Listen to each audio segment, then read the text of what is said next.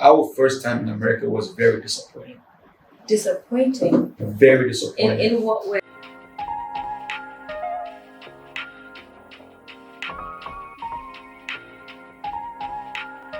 Welcome to my YouTube channel. Today we have Christian Bahige. Yes, Bahige. Yes. Bahige.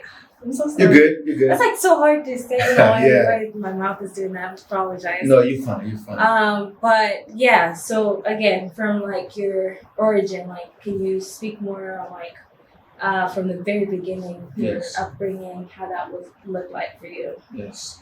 So hey guys, my name is Christian Bahige. Thank you, Jackie, for having me on. Going back to my origin, so I was born in Congo, DRC. My family relocated when I was around 2 or 3 years old. We had relocated to South Africa. Mm-hmm. I was raised in Durban, lived there for about 13 years, Mm-hmm. and then moved here in 2013. So I've been here ever since then. Gotcha. And how long did you stay in Durban?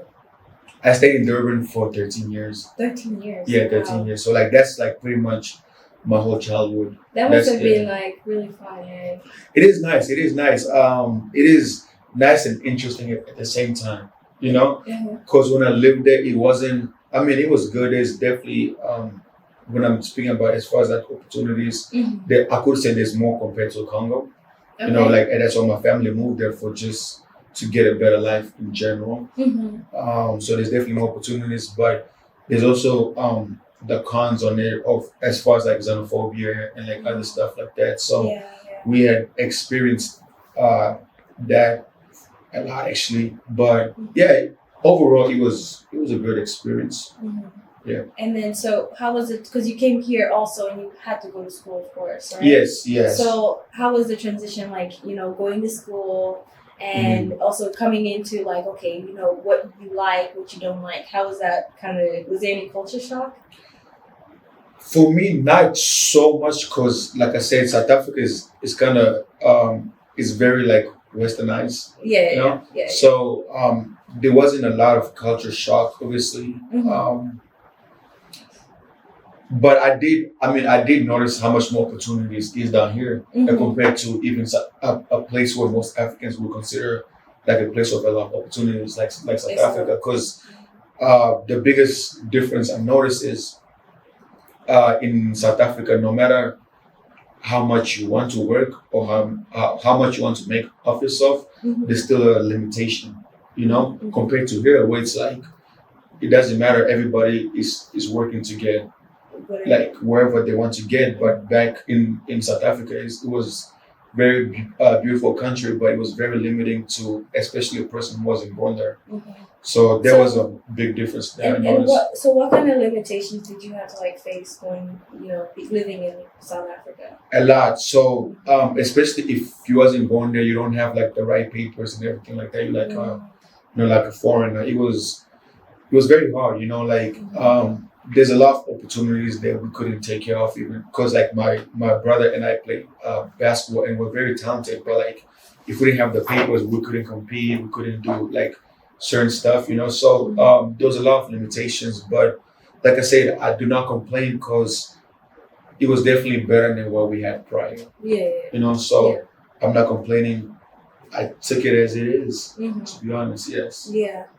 So, and again, this is just me and off of what I know about, like, Congo, right? Mm-hmm. Because English is not really like your first language in Congo, in some parts of Congo, right? Yeah. Majority. So, majority part of Congo, right? Mhm. So, going to South Africa, how, with the language barrier, Yes. how did you adjust to that? Because Yeah. I'm pretty sure your parents did they have any issues as far as speaking English and all They that had a stuff? lot of issues. Okay. They still have a lot of issues.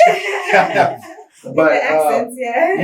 Yeah. So yes, that was like most likely the most difficult part of it. Like just relocating to a whole new country, Mhm. where because like in Congo you either speak like French, Lingala, or like Swahili. Yeah. In South Africa, schools and everything they're teaching English and Zulu. Mhm. So not knowing any of those languages, you definitely feel like an outsider. Mhm. people make fun of you. I mean, just kids, because that's just what we are. I mean, we are kids. We make fun of everything, you know. So it was definitely tough not understanding things that the teachers were saying, and then even though you might not be as dumb, you seem as dumb. Exactly. Because there's there's like a disconnect. It's a disconnect, yeah. Yeah, and there's a disconnect. So like there will be things where like the teacher is teaching and you in class, you just it's just not making sense for you because you don't know the language. So what was the conversation like with your parents? Like, were they like, do you feel like they prepared you for that? Like, hey, this is how things are gonna be? Oh no, no, I didn't even know who was going. To be honest, I didn't even know who was moving. Like I know like my dad left for some time, like I think like a year or like something like that, and then I think I just woke up and was like, we're moving. You know, like there was no conversations or we're moving to this different country for a better life, whatever. Like the only thing that I can really remember from like my memories is we had to pass through like a camp. I don't remember what camp it was, but we stayed there for like a night. Terrible, gave us some terrible food. Yeah, but that's about it. I just woke up one day and I was in South Africa. I have no idea how we got there. Yeah. So no pep talks, nothing. No, definitely not a pep talk. You know, African parents, yeah, there's no pep talk. You just show whatever, up. Just show up. Whatever they have planned is whatever happens. We were so young, so there wasn't. It's not like we had much saying with anything. You know, we just followed the lead and we just went. You know, yeah. Yeah, and I think that same thing applies when you came here too, right? No, when we came here, it's different because we were older. So it's something that we started a long time ago, like the whole process of just coming to the United States. Because there was like, I remember there was something that was going on in the community, like, they're doing like some resettlements and sending people like different countries overseas. Like some of my family friends went to like the UK and, you know, like just around the world, you know, spreading Canada, US. So we went, I think we started the process maybe like 2006. Okay. Yeah, and we didn't get approved and relocated until 2013. So it was a long process. Yeah. But we were way older, was more aware, like, because like once they told us, hey, you guys are being relocated to like America, obviously we watched all of our movies and everything is like American influence. So we had this insane expectations of what America is. So we get excited. We're talking about this like every day. Like my mom, I remember for a certain time she made us fast for like a whole week, just praying because like back home, like there's a lot of people that get to that place, but they actually don't end up moving or like coming here because like there's a lot of jealousy and stuff like that, where like people poison each other, people kill each other, you know, stuff like that. So my mom was like, do not tell nobody that we're leaving, do not do anything, you know, don't even tell your friends. Just pray until it's time to dip. We dip and then we tell them, hey, we're in America now, you know, like there was no preparation, nothing like that. It was but we was very excited though. Super excited. Yeah. Wow, that is amazing. Yeah, it was nice. And so coming here and having to start the life over again, right? Because you're starting from ground zero, right? Of course, yeah. So, you know, and to where you are right now, right? So how was the progression for you? Like, because you came here around high school time? Yeah, I came here my freshman year of high school, 2013. What's your question again? Sorry. Like, what was the progression? You know, like going through high school here, did that look even different from, you know, going to school in South Africa? Or it definitely looked different because when the school that I went to in South Africa was an all-male school. So coming here, obviously, that changing real quick. Now you're in class with, you know, different genders and all that, and just adapting to the American life in general. Because no matter how advanced back home is or South Africa was, it's still not here. So there's still a lot of like minor culture shocks and, you know, things like that that I might not be used to. So, you know, but again, like small stuff like making friends, getting to know people, getting to know my surrounding, small stuff like learning how to take the bus. Oh yeah. You know, small things like those. It was challenging, but like I said, us knowing English made it way easier. You know, compared to people who come here and were like me, moving from Congo to South Africa where they don't know any English, you know, because like when I came here, we're pretty fluent in like English. So we're able to, like, if we get lost, like I remember I got lost. I took the wrong bus. It took me, I don't even know where I was. I was probably in Miranda or something. I think that's what most like a lot of immigrants can like relate to that. Yes, yeah. yes. My mom personally, she got lost on the bus the moment we got here, the Yeah. first week. Yeah, it's very difficult. They put you like, okay, because like with us, they gave us like the bus book. You know, like, okay, if you want to know the routes, just read.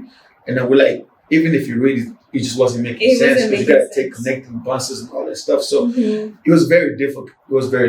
But like I said, everything is repetition. The more you do it, you become better at it. So like the whole time we stayed here, got to know people, it definitely got easier. But I definitely know our first time in America was very disappointing.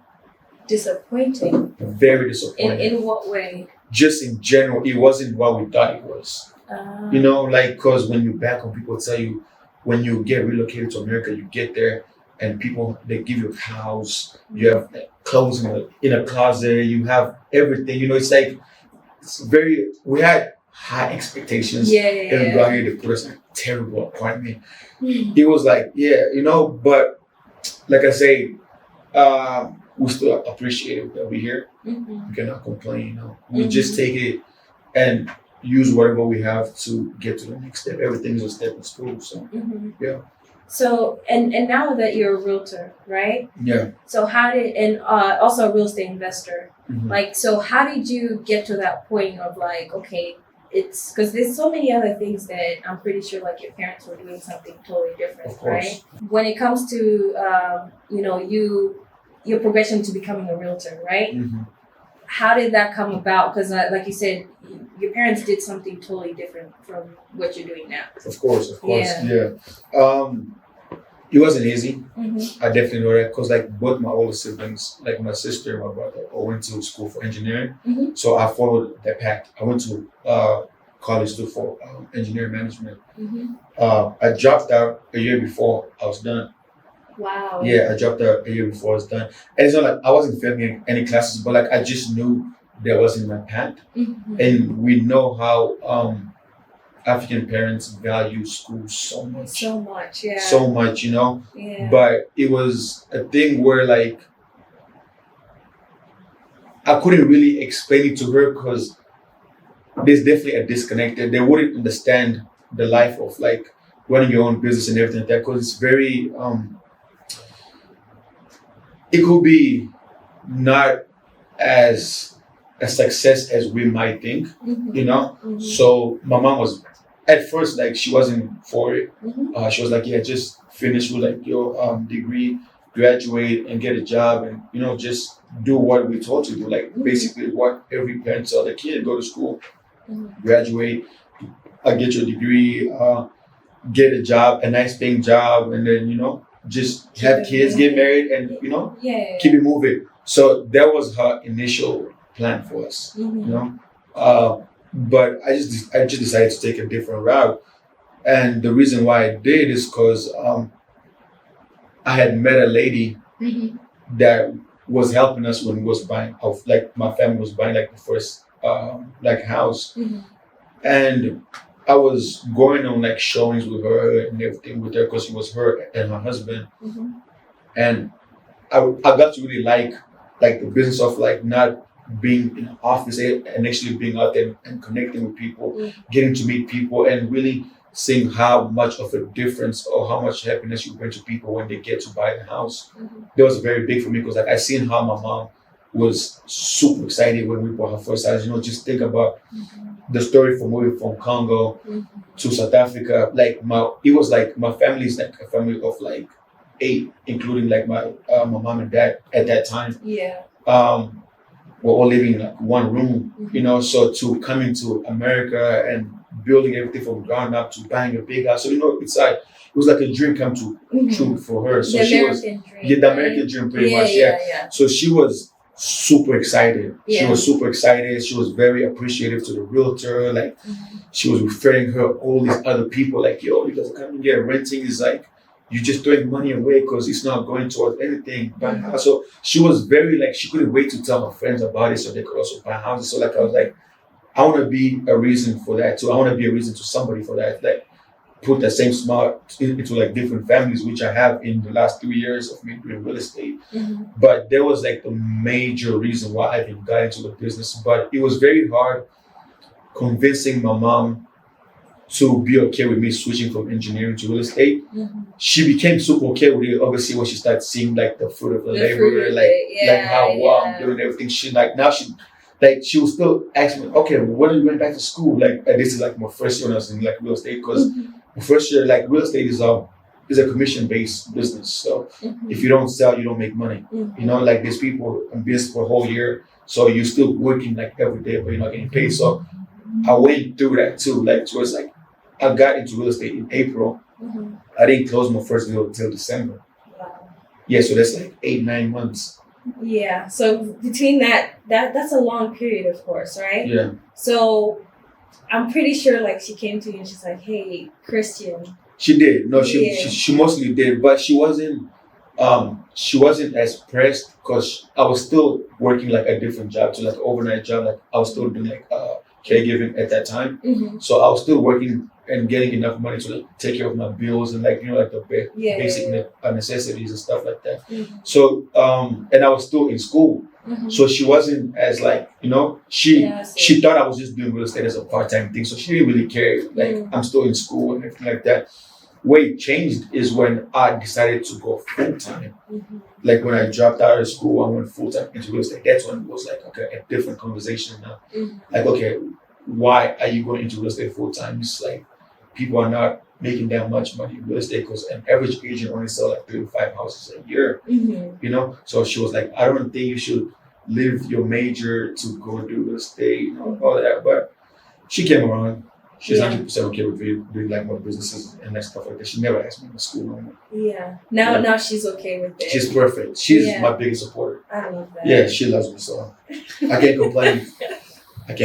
Yeah. And so, you know, when it comes to like, you know, that process, because you said like it's not an easy process, you know. Definitely. So what was your like day like in that time?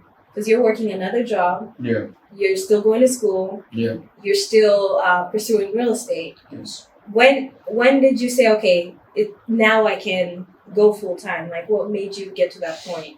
So, starting with like my schedule was insane because I was working caregiving from 11 p.m. to 9 a.m. And then I had I wasn't full time at school. I was taking like online classes, so like I would still do those like whenever I get time, like during the day. And then I would do like I would get off work at like 9 a.m. my overnight job, go home, shower, and then pretty much show homes like the rest of the days.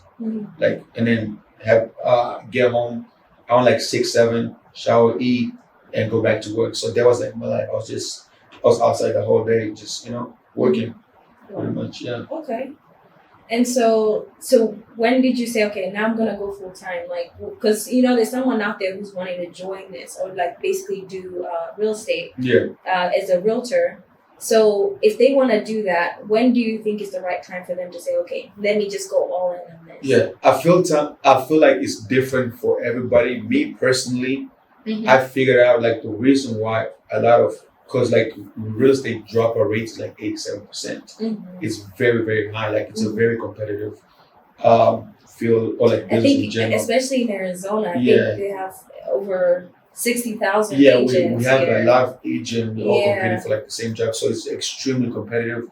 But the time where I decided to go full time is when I started seeing like it picking up. You know, like I worked, and then once I started closing a couple of deals, because it could be very lucrative too. Once I started closing a couple of deals, I knew like I had enough to pay my basic bills for like 6 months or like around there.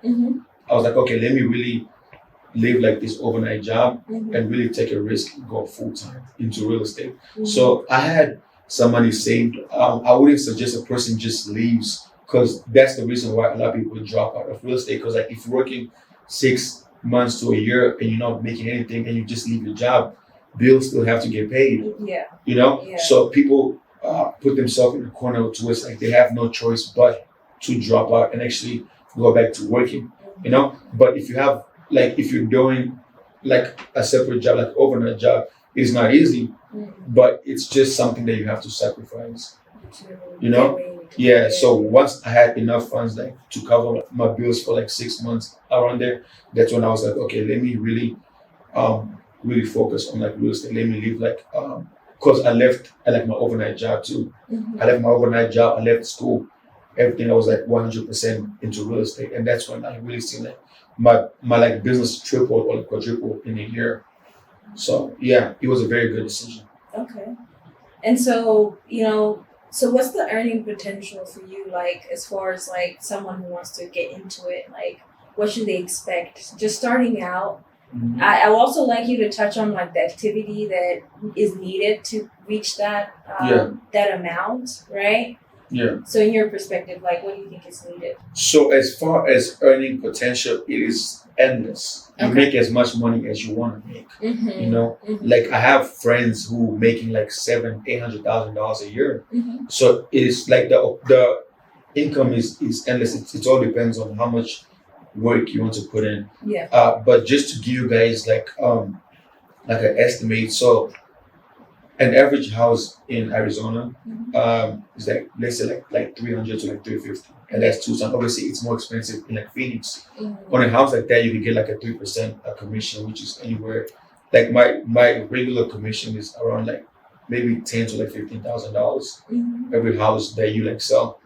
Obviously, and then it gets deeper as far as like what split you have with like your broker and like all the stuff like that. So that will all depend on like what contract you sign, because like most brokers, what they do is they start you on like a base, and then obviously the more you sell, the more you become like vital to like the brokerage. You are able to like negotiate like your split.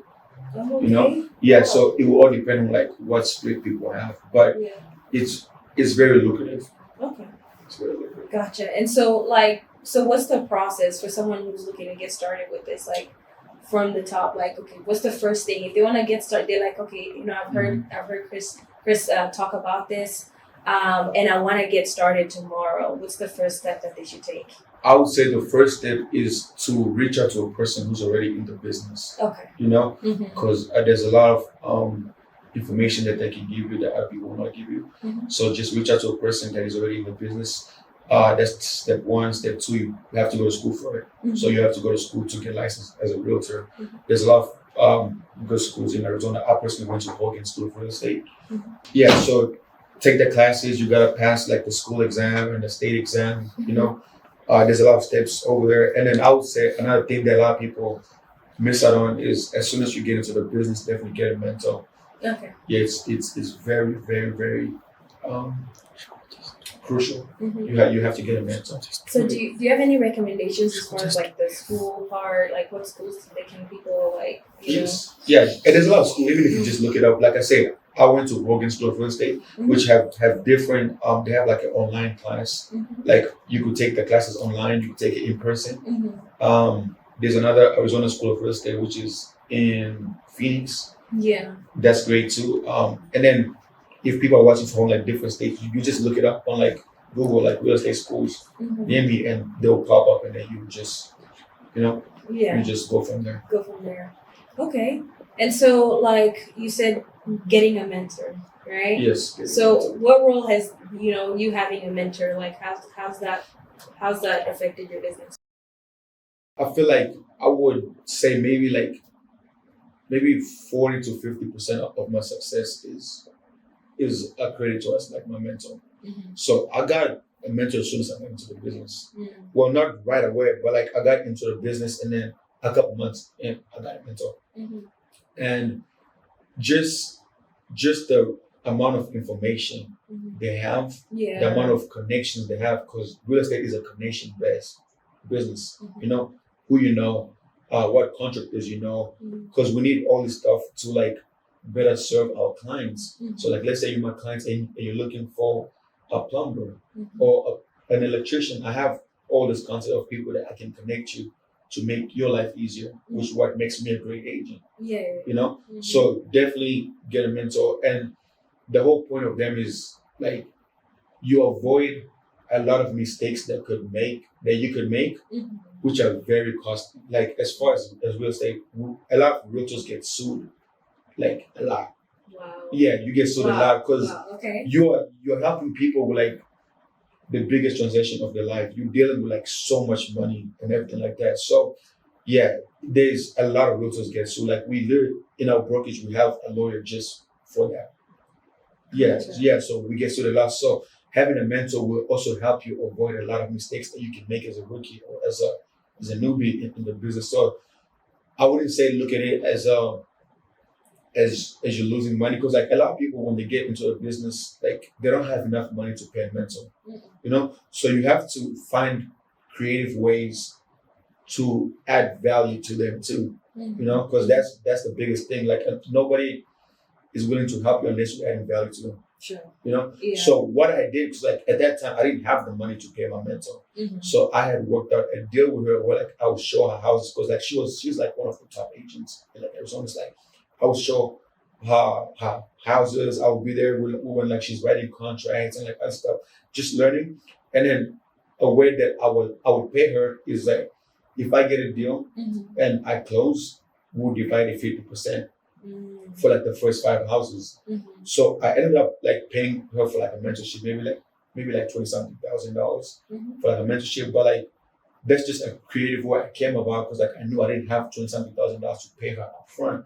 So like that also motivated me to actually go and get clients and actually work on my business so like I can get to the closing table, close and get some money in my pocket and also put some money in my mentor's pocket. Yeah. You know, because when you pay people, They're more willing to help you out and really show you like the And I think nuggets. also it's like about you applying what they're Yes, showing you. no, right? 100%, Yeah. 100%. That's a very big part of it because real estate is one of those businesses where like you don't have a boss, you're running your own business. So if I feel like staying in bed all day, nobody's gonna come. Oh, Jackie, you gotta go clock in. You gotta go do. Everything is dependent on you. It's like they usually say you eat what you kill.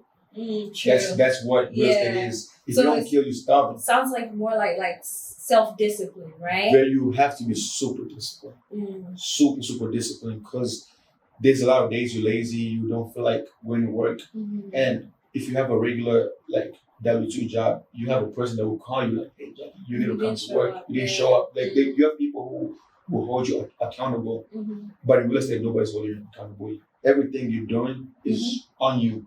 Yeah. So if you don't put in the work, you don't get the results, and that's just what it is. Yeah. So how do you stay disciplined in, like you said, that aspect of like, okay, I'm my own boss, right? Yeah.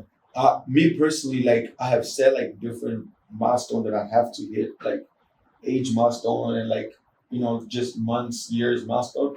So I have that like printed up in like my room. Like I see like, okay, this is what I gotta do. I gotta do this. I gotta do this.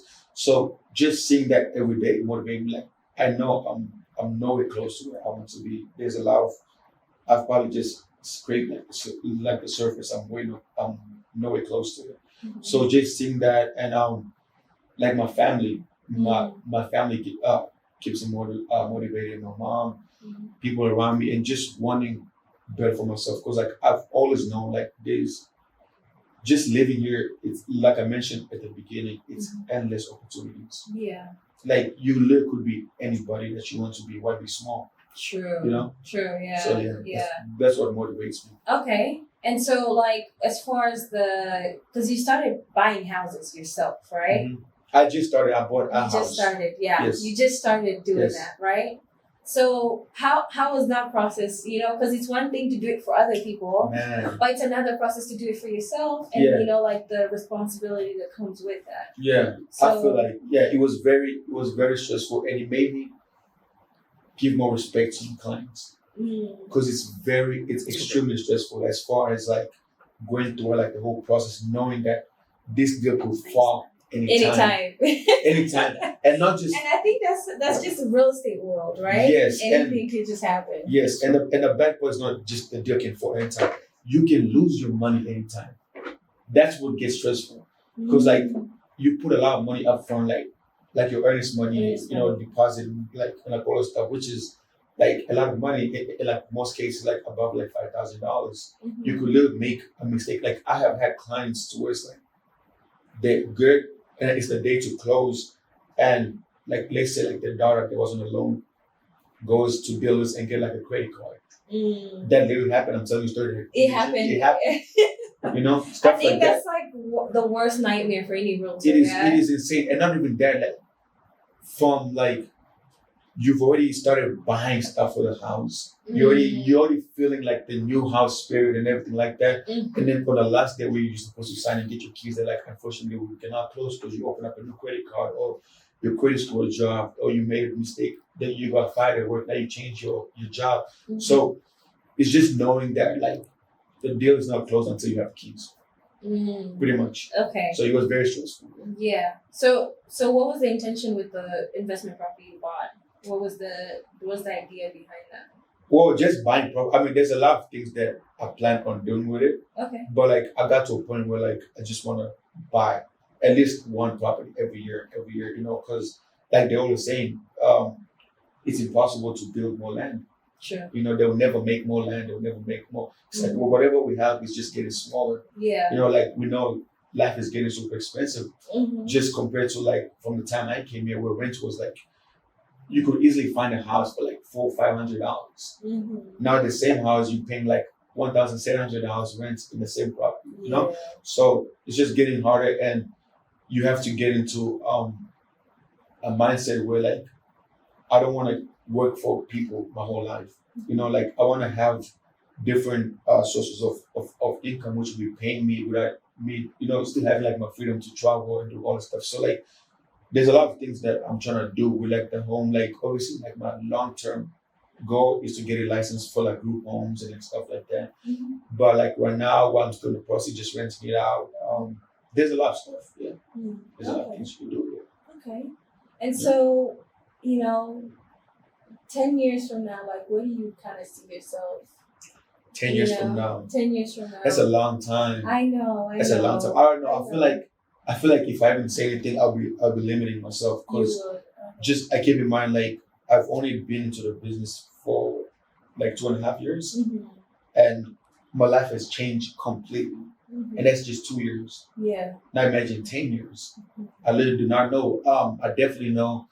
I'm gonna have like my broker license. I'm gonna have like my own brokerage where like I want to focus on like not really employing, but like having African realtors, because that's something that our community really needs. Yeah. Because our community needs, like usually when I help people, I'm very big on like aftercare, on like and like just being super hands-on, because like most of the times our parents are buying houses for the first time. They're like clueless. Yeah. You know, they don't know what they're doing. So like, and you know. Like, I think also because there's multiple parts to it, right? Because you got the lending side, right? Of course. I think that's where most people get like they sign up for the wrong thing. Exactly. Right? But it's better when you have an African realtor that can explain to you like in your language, because like most lenders only speak English, and we know how our parents struggle with like the language and everything like that. So like they can be explaining something to them, even though they are telling them like they're giving them the information, but there's still a disconnect because they're not receiving the information. Because you know there's a language barrier. Yeah. So they end up signing like insane contracts. So it's like it doesn't make sense. It's pretty much just living your life paying like the bank and like all this stuff. But if you have a person that speaks the language, can go into super detail like, okay, this is a better option. Go this route. Do this. As far as like insurance and you know, there's just a lot of stuff that they need personally. You know, so having like a realtor that speaks your language, that clearly understands, because they have the same, they live in the same culture and everything like that. It definitely makes it better. So I definitely want to focus on, you know, hopefully opening up like a brokerage, and me personally moving away from like being a realtor, you know, and really tapping into like the investment side of real estate, like whether being like commercial or residential, you know, like owning like different types of like commercial buildings and like, you know, apartments, all this stuff. You know, you never know. Yeah, there's just, it's endless. Like when I think of 10 years, it's like There's so it's much, a lot of so much time. to do. It's a lot of time, especially with what you can get done in a year. Mm-hmm. Now times 10, it's insane. Mm-hmm. It's insane. Yeah. Yeah. Well, Chris, thank you so much for having me I here. appreciate it. And just sharing what you know. And I know a lot of people are really looking to get into real estate because it's booming. Of course. We've seen that in the past 5 years. We've seen crazy things happen with the real estate. Yeah. So I really appreciate you sharing that. No problem. But appreciate it. No problem. Thank you for having me. And like you say, it is booming. There's been a lot of ever since I got into a business, like we said in the first time, you go towards what you see is working, So I've been able to even refer a lot of my African brothers and sisters to go to the schools, like the real estate school. Mm-hmm. When they reach out to me about information, I'm always there to help because there's enough for everybody. Yeah. There's enough for everybody. There's a space for everybody, right? Space for everybody. Just the mindset of abundance. There's enough for everybody. They're printing money every day. There's no need for me to withhold information from you because I don't know the people that so maybe another agent who was going to serve them anyways, I might as well get you into the business so you could get your own too. And I think the main thing that I heard you say was care, right? You said that you need someone to take care of our African people, right? Most definitely. Because like you said, my mother, she bought her first house. Mm-hmm. I can explain we had to go through a bunch of realtors for us to get what we needed. It's tough, yeah. It was a really a tough thing because you're trying to explain, hey, this is what I want. No, 100%. Also, a very big issue in the community is that a lot of which is what I'm trying to get them to understand and actually get them to the Americanized system where it's a lot of our parents feel as if you take anything on credit, it's bad because you're not paying cash for it. Mm-hmm. But they don't know that's a very good way to build your credit.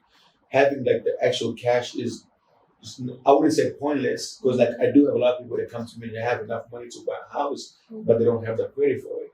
Mm-hmm. So I've built enough people around me to I have a person that could help you repair your credit. I have a person that I could pay you to help you get a job. I have a lot of friends that own businesses group homes and stuff like that. So it's a one-stop shop or everything is here. If you're looking for a job, I can connect you to a person that will give you a job in order to qualify for the income to buy a house. If you're looking to fix your credit, I can connect you to a person that can help you. And that's why I say real estate is a connection business. You need to know people, which makes you a better agent. Yeah.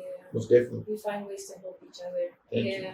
And then so, I also want to know, is there any way, with our audience here, is there any way we can also support you in your business as a realtor, or just kind of further you in your business endeavors, I guess? I would say the most important thing is just to share my name. Okay. Share my name because if a person is looking to buy or sell and they actually need my services, without them knowing who I am, it's impossible for them to come to me. So just sharing my name, supporting me on social media and just staying connected because that's my whole point. I'm so big on community and everything like that. So everybody stay connected. Whatever you guys need from my end, if I'm able to accommodate that, I will do that. Just reciprocating the energy, pretty much. So basically, how do you balance, being a realtor and just being Chris? You know what I mean? Yeah. To be honest with you guys, I'm not a super experienced agent towards 10 plus years towards but I'm still in the building stage. So I do not balance it at all. It's terrible. Terrible. Yeah, I overwork. But that's just what I do. Because if you're studying anything from ground up, you should not want to have balance. That's my opinion. Because a lot of people are okay, I want to have balance. But I think about it, you are starting to build a business that could easily generate you $1 million. So you're building a whole $1 million company. Yeah. You do not need balance right now. Once you get further into the thing, that's when you can start talking about balance. I watch even videos of really successful people like Elon Musk and Jeff Bezos, and they're talking about how when they started the company, like Elon Musk would sleep at the factories. He still does that. Sleeping at the factories where they're making the cars. Like, you don't need any work-life balance or not. That's the harsh. I know people expect you to say, "Oh, you gotta do this," but that's if you're running a business that you plan on being like a mega business. There's no life balance. At least not right now. Yeah. You can create that as you become more successful, and then you can, find ways to leverage people, to get some like different stuff done for you, so you can have time with your families, have time with. But these days were like, because I still live with like my mom. I still live back home, but there's days where like I don't see my mom for a couple of days, 3-4 days, because like I get home so late, she's already sleeping. She leaves in the morning. I'm probably still sleeping because she leaves like really early. So there's days where I don't see her like days, but this is what it is. She understands at the end of the day, we're working. We're here to build something. We're not here to get work-life balance. I think the misconception is the fact that it's instant gratification, right? Because that's the kind of world we live in now. Because everything is so convenient. Like our whole life is built on convenience, right? Of course, yeah. So, like what you're saying, because a lot of people do paint it like, oh, it's this beautiful fairy tale, building a business. Yeah, no, a lot has to go into There's that. a lot you really have to give your all. There's no work-life balance. There's no, like, that's why, like, I stop everything. I stop everything. I'm like 100% laser focused into my business. I don't have balance. I don't have balance. Work. But once I'm at a level where I feel like I'm able to like settle a little bit, I will. I mean, every now and then I take vacations to like resets and stuff like that. But when I'm working, I'm like cricket. I'm working. So is that what you usually do, just to keep saying? Because again, if you're working all the time, most definitely you do need to. You do need like every now and then to because like otherwise you burn out. And you don't want to burn out because now you're not the best you, and you're not providing your clients with the best. So every now and then I take vacations. Do you feel like there's guilt in that?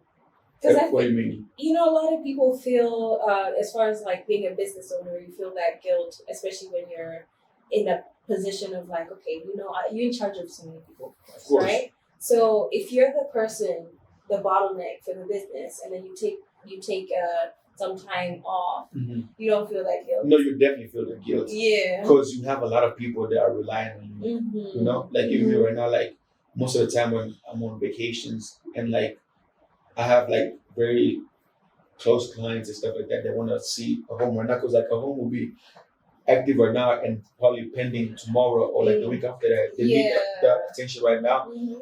I might try to have like an assistant agent to go show them the house, but they want a connection with you. So it's not always the same. So I do feel guilt sometimes, but it is what it is. I'm still going to give you like the best service possible. So, but at the same time, I need to take care of me. Because then if I'm not good, then I won't be the best person to represent you. I won't negotiate the best in your interest, So I do need like those times where I take breaks. I go somewhere for like a couple of weeks. I do need those. But like I said, when I'm working, there's no balance. Okay. And so what are the biggest challenges you've had to overcome like in the past couple of years in real estate? A lot. One of my biggest challenge ever that I've had to overcome is, I still have it a little bit, but not like that much. But when I was little, I had a very hard stuttering problem. Okay. Like a very hard, like I couldn't have a conversation like this at all. And you said when you were younger, so I'm pretty sure. Obviously, the older I get, it's not 100% gone. And think that I'm in a business of talking. In a business of talking, and it's a person that stutters. So I had to overcome that. But it's like things that were like, obviously, when I'm at home, I still practice like my speech. I still practice like talking calmly when I'm having conversation with people. If I'm about to start, I still catch myself and try to refresh because it's all how slow you can talk and how good you can articulate your phrases, your words, and everything like that. But that's one of the biggest challenges I've had. It's been insane to overcome it. But as years go by, as like the more comfortable you get, it becomes way less. But that's one of major challenges I had. And then another thing another challenge I had when getting into the business is our people. Our people Yeah. don't trust that you can be a great realtor as an African. Because like they would rather work with like a person of a different race just because they assume they know more than you, you know. So that's something that a lot of new realtors, especially our realtors, are gonna have to overcome. Obviously, they believe you as more as you show. Because like now, I've sold a lot of homes, so now they know like this is what I do, you know. So now they trust you They with like trust- whatever advice you They've have. seen your track record, basically. They've seen like your social proof, like okay, this is what he does, like he's really great. And then word of mouth, like a lot of them would like tell them like, yo, I was working with this other Asian of a different race, and they couldn't be able to like get me into a home because of my credit. But I went with a Christian. He was able to fix my credit. He was able to do this, able to do this to get me into a home. So like they start really talking about you, which spread in like the community. Now like they're like in the community. If anybody's looking to buy or sell a house, I'm the first person that they come to.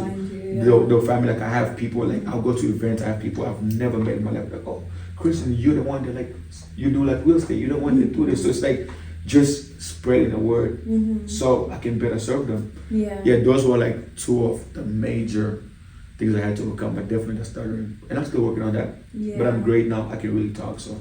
Yeah, and to be honest, I wouldn't have sensed that at all. Like you're a really profound speaker. You know, I try my best. It takes a lot of practice. a lot of practice. Like even like I know I talk to a lot of my friends from back home, and they're like very shocked. They're like, "There's no way," because like I remember it got so bad to us. Like when I think it was like in the 7th grade.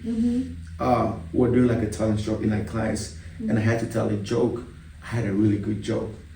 But but I couldn't tell it. So what I did is I called up like this girl, and like I would whisper in her ear like the joke, and then she had to tell it to her. It was so bad. Like you had to tell her. I had to tell her to tell the class. I was bad, terrible. Like I couldn't get a sentence out without stuttering, and it was hard. Like I would be trying to find a word. Yeah, but everything, all of those stuff are things that you can get over with. I mean, I go to YouTube University. I watch a lot of videos of how to be a better talker, how to articulate my words better, how to do, and all of this it shows how serious a person takes the business. You know, like you have to be very big on self-development, how well you want to improve yourself. You know, so all of the stuff you can make all that happen. It's not a big deal. Yeah.